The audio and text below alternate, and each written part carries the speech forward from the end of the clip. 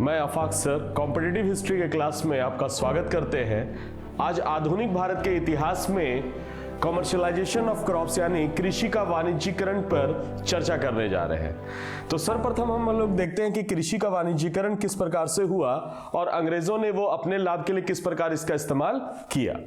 तो कंपनी को भारतीय सामान खरीदने के लिए बुलियन का आयात करना पड़ता था, जैसा कि हम लोग को पहले से पता होगा। बुलियन को अधिक समय तक आयात ना किया जाए, इसके लिए उसने भारतीय जनता से करों की निरंतर जो है वसूली करना शुरू किया और वसूली में भी निरंतर जो है टैक्स को उन्होंने बढ़ाना शुरू कर दिया था। स्वाभाविक है, इसी संदर्भ में कृषि का वाणिज्यीकरण किया गया। तो ये हो गया पहला पार्ट जो कि कृषि का वाणिज्यीकरण करने का पर्पस क्या था। दूसरा है, कंपनी ने जिन फसलों पर अपना ध्यान विशेष केंद्रित किया उनमें मुख्यतः कैश क्रॉप्स जनरली नील, कच्चा रेशम, कपास, अफीम और चाय था।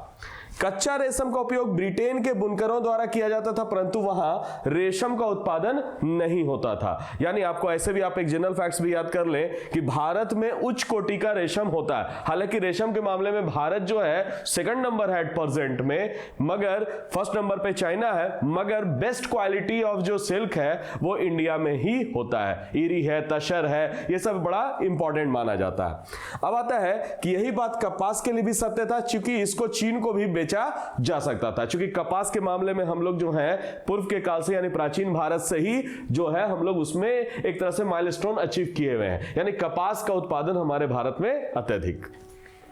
अफीम की तस्करी चीन को होती थी और रंगाई के लिए नील की भी आवश्यकता थी। यानी ये सब जो है कैश क्रॉप्स के तौर पर यहां पर इंप्लीमेंट किया गया। एक और चीज है चाय। चाय की आपूर्ति ब्रिटेन नियंत्रित कर सके, उसको चाय के लिए चीन पर निर्भर रहना ना पड़े, इसलिए उसने क्या कर दिया कि बैलेंस करने के लिए भारत में भी जो है चाय की खेती को उन्होंने प्रोत्साहित किया। अब आता है कि 1833 में अंग्रेजों को यह अनुमति मिल गई कि भारत में भूमि वो खरीद सकते हैं। याद रखना है कब मिला है, 1833 में उनको अधिकार मिल गया है कि भारत में वो भूमि को खरीद सकते हैं और यहां पर प्लांटेशन कर सकते हैं, बगान लगा सकते हैं। दूसरा इंपॉर्टेंट बात है, इसी अधिनियम के तहत चाय चीन पर से कंपनी का एकाधिकार समाप्त कर दिया गया और चाय की खेती इसी संदर्भ में महत्वपूर्ण है। भारत में पहला चाय बागान, जैसा कि आप लोगों को पहले से पता होगा, असम में 1835 में लगाया गया। वेरी वेरी इंपॉर्टेंट कि असम में पहला चाय का बागान 1835 में ब्रिटिश काल में लगाया गया और भारत में उत्पादित जो चाय है वो 1838 में लंदन में बेची गई। यानी इस प्रकार से चाय जो है वो लंदन के लिए भारत में उगाया जा रहा था और इससे क्या कर रहे थे कि चीन का जो एकाधिकार था इस चीज पर उसको बैलेंस किया गया। इसलिए जब कंपनी का प्रयोग सफल रहा तब कंपनी ने अपने चाय बागान का आवंटन व्यक्तिगत कंपनियों को भी देना शुरू कर दिया। कंपनियों में सबसे पहली कंपनी असम चाय कंपनी थी। याद रखना है कौन सी कंपनी थी, असम चाय कंपनी थी, जिसकी स्थापना जो है 1839 में हुआ। ये एक फैक्ट है, याद रखना। दूसरा इंपॉर्टेंट बात है, दूसरी कंपनी 1850 में तक अपने बागानों की स्थापना कर चुकी थी। चाय बागानों में काम करने वाले मुख्यतः जो है छोटा नागपुर तथा उनके आसपास के क्षेत्रों से जो है बंधुआ मजदूर ले जाता था, इनसे बेगारी करवाया जाता था, बॉन्डेड लेबर्स के तौर पर इनसे कार्य करवाया जाता था। इस प्रकार अंग्रेजों ने 1850 ईस्वी से पहले कॉमर्शियल फसलों को यहां पर इंप्लीमेंट कर दिया, प्लांटेशन इंडस्ट्रीज को डेवलप कर दिया। यानी यहां पर जो है प्लांटेशन इंडस्ट्रीज को डेवलप किया। इसी बात को लेकर दादा भाई नौरोजी जी ने यह तर्क दिया, चाय नील आदि उद्योग नहीं है। यानी ऐसा कोई स्टेटमेंट मिले तो ध्यान रखना है कि दादा भाई नौरोजी ने बोला कि चाय नील आदि उद्योग नहीं है, क्योंकि इनमें दस्तकारों के कौशल का प्रयोग ना होकर शारीरिक श्रम वाले मजदूर की आवश्यकता होती है। इसीलिए नौरोजी ने इसे निरोधीकरण कहा। यानी निरोधीकरण इसका मतलब है कि ये उद्योग नहीं है, बल्कि ये उद्योग से अधिक जो है ये एग्रीकल्चर में श्रम करवाया जा रहा है अधिक से अधिक। अब आते हैं आधुनिक उद्योगों का विकास किस प्रकार से हुआ। अब सबसे पहले अगर देखा जाए 19वीं सेंचुरी के लास्ट में अगर देखा जाए तो औद्योगिकरण की प्रक्रिया जो शुरुआत हुई, हालांकि इसका जो श्रेय है वो भारतीयों को जाता है, क्योंकि अंग्रेजों को इसका कोई श्रेय नहीं जाता, क्योंकि अंग्रेज केवल अपने लाभ के लिए इसका इस्तेमाल करते थे। जैसा कि जवाहरलाल नेहरू ने कहा है कि स्टेटमेंट है, याद रखना है, अंग्रेज लोग इस बात का श्रेय ले सकते हैं कि उन्होंने पहली बार भारतवर्ष का द्वार पश्चिम के लिए खोला और पश्चिमी उद्योगवाद तथा विज्ञान का एक हिस्सा प्रदान किया, लेकिन वे इस देश के अधिकतर उद्योगों का गला घोटते रहे। यह इस संदर्भ में कहा गया है कि वो भारतीयों का जो पारंपरिक उद्योग है उसको नष्ट करके वो अपने लाभ के लिए इसका इस्तेमाल कर रहे हैं। इसी संदर्भ में एक और शख्सियत है महादेव गोविंद रानडे। उन्होंने भारत के औद्योगिकरण के ऐसे पहले उद्घोषक थे जिन्होंने देश के में उद्योग के स्थापना के लिए लोगों का आह्वान किया। हालांकि राष्ट्रीय नेताओं ने देश की आर्थिक प्रगति की पहली शर्त आधुनिक उद्योगों की स्थापना को बल दिया, यानी देश का प्रगति तभी हो सकता है जब आधुनिक उद्योग का क्या होगा, स्थापना होगा। तो आधुनिक उद्योग एक ऐसा अभिकरण था जिसमें भूमि पर आबादी के बढ़ते दबाव को कम किया जा सकता। केटी तेलंग और फिरोज शाह मेहता ने स्वयं 1870 में बंबई में एक साबुन का कारखाना खोला था और यह साबुन का कारखाना खोलकर भारतीयों के सामने एक उन्होंने मिसाल कायम की। अब आते हैं लाला लाजपत राय ने पंजाब नेशनल बैंक के निदेशक की हैसियत से उद्योग की स्थापना में जो है इन्होंने भी सहायता दी। तो यह भी याद रखेंगे, लाला लाजपत राय PNB। अब आते हैं अगला पॉइंट, सूती वस्त्र उद्योग। 19वीं सेंचुरी के मध्य में आधुनिक सूती कपड़ा उद्योग का इतिहास प्रारंभ हुआ। जैसा कि आपको गौर कीजिएगा, स्थानीय पूंजी ही इस उद्योग का प्रमुख आधार बनी, यानी स्थानीय लोगों के द्वारा, यानी स्थानीय पूंजी यानी लोकल पूंजीज लगा। और जैसा कि आपको पहले से पता होगा कि 1818 में कलकत्ता में एक मिल की स्थापना की गई जो सर्वप्रथम माना जाता है। Very very important. तो कोई आपसे पूछे कि सूती वस्त्र उद्योग का पहला मिल कहां लगा है, तो कलकत्ता में लगा है।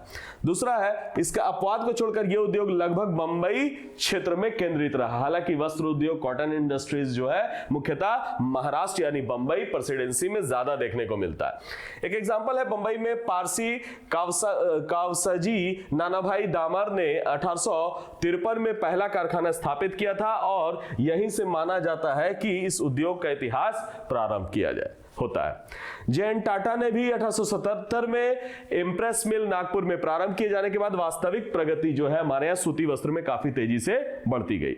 इसके बाद 1853 से लेकर 80 के प्रथम चरण में 300 कारखानों का निर्माण हुआ और जिसमें से हमारे देश के 13 पारसियों द्वारा इसमें उल्लेखनीय योगदान दिया गया, यानी 13 पारसियों के द्वारा इसमें उल्लेखनीय योगदान दिया गया। 1860 से 64 में अमेरिकी गृह युद्ध जब हुआ, उसके फलस्वरूप बाजार में तेजी आने लगे, जिससे क्या हुआ, व्यापारियों के हाथ में ढेर सारे पैसे आ गए। इस समय चीन का विदेशी व्यापार भी भारतीयों के लिए खुल गया। तो ये एक जनरल संदर्भ है, ध्यान रखने वाली बात है। हालांकि 1880 से 95 के बीच सूती कपड़ा उद्योग में पहले की अपेक्षा तीव्र गति से वृद्धि हुई। इन दिनों व्यवसाय में इतना लाभ था कि विनियोजित पूंजी 4 वर्ष में ही वापस आ जाती थी, यानी जितना इसमें इन्वेस्टमेंट किया गया वो लगभग रिटर्न हो जाता था। स्वदेशी आंदोलन को आधुनिक उद्योग के विस्तार का आरंभिक स्तंभ माना जाता है। चूंकि स्वदेशी आंदोलन जब हुआ उसके बाद से स्वदेशी वस्त्र और स्वदेशी चीजों पर ज्यादा बल दिया गया, जिसमें सूती वस्त्र उद्योग को भी आगे प्रमोट किया गया। इस बीच एक कड़े प्रतियोगी के रूप में जापान उठ खड़ा हुआ था। इस समय जापान में भी जो है इस तरह की प्रगति देखने को मिली। जापान की प्रतियोगिता के कारण बंबई के सूती धागों का व्यापार पूर्वी एशिया से लगभग कम गया, समाप्त हो गया, लगभग जो है खत्म होता चला गया। 1914 तक भारत में सूती वस्त्र उत्पादन के क्षेत्र में विश्व के चौथे स्थानों में से एक है। मगर इन सब का लाभ कौन ले रहे हैं, ये आपको ऑलरेडी भली भांति आप इससे परिचित हैं। अब आते हैं जूट या पटसन उद्योग। ये भी हमारे भारत का एक महत्वपूर्ण उद्योग के तौर पर जाना जाता है। पहला जूट कारखाना सेरामपुर बंगाल के निकट रिश्रा में 1855 में शुरू किया गया। वेरी इंपॉर्टेंट फैक्ट है, इस उद्योग पर पूरी तरह से यूरोपियनों का ही कब्जा था, आधिपत्य था। इसके विकास की अधिक संभावनाएं थी चूंकि इसके बंगाल में उपलब्ध पटसन अत्यंत उपयोगी था।